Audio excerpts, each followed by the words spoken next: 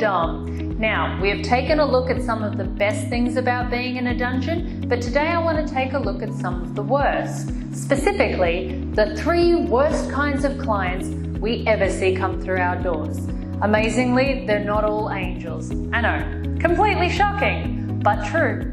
So, relax, enjoy, and let me take you through the 3 worst kinds of clients to ever come into the dungeon. Let's go. The Clock Watcher. The Clock Watcher. Now, this is a client who, instead of enjoying the session, putting all your focus into it, really getting into it, is too busy looking at the clock. And not only that, but they want to state to you how many minutes are left, and can they suddenly change the activities that they have already agreed upon over and over and over. Mistress, I know there's 15 minutes left, so can we include some anal play? You wanted rope bondage and needles. We don't have time for that. Okay. Mistress, I know there's 14 minutes and 37 seconds left, so can we change the session to puppy play now? By the time I get you out of the rope, you're not going to have any time left. Okay. What if we did it just a little? Not only does this break the mood of the session, but it wastes time. The thing that you're trying to preserve with this misguided technique. It's just not needed. It's not necessary. We've already discussed prior to the session what's going to be included, and we know as mistresses how long it will take. Don't clock watch. The Hagler. The Hagler. Now, this is a client who has already decided in the intro room they do not want to pay for the extras of certain activities or things in the session, which means they're not going to be included in the session, and they've agreed to this. Then, during the session, they decide that it's time to negotiate and try and haggle to get those extras in exchange for the most ridiculous things. Oh, Mistress, I know we left the needles because I don't have the money to include that service, but what if we did them in exchange?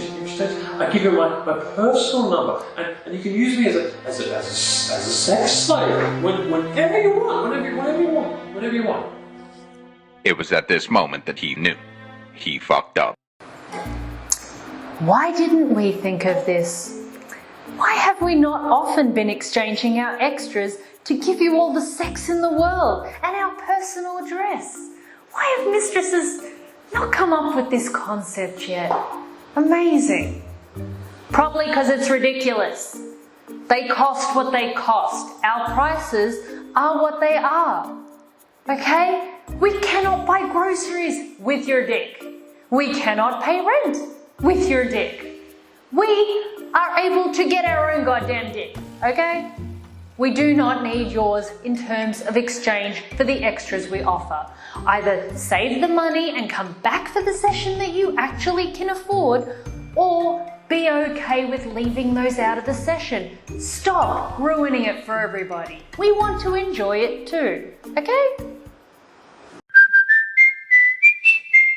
The Stinker.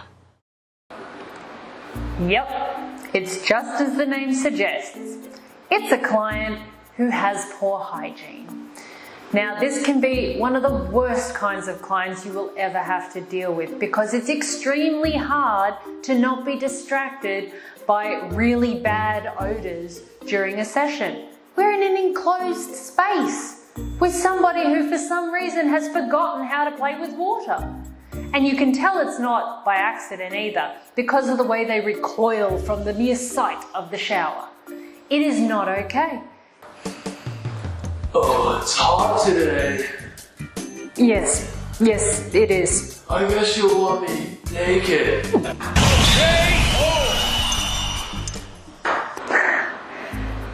Generally, mistresses will hide it better than that during a session, but we do feel it, okay? That's exactly how we feel. It is really hard to get into the mood and enjoy a session when you really feel distracted by all of the bad odors in the room. You should be coming in with good hygiene, properly washed, make sure your hair is clean, and do not have bad breath. We go to a lot of effort to be presentable when we see you. We expect that in return. It's respectful. Make sure that you maintain good hygiene.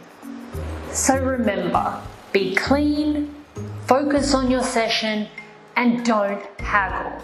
We want to enjoy the session just as much as you do, so maximize on the actual session and stop doing these things.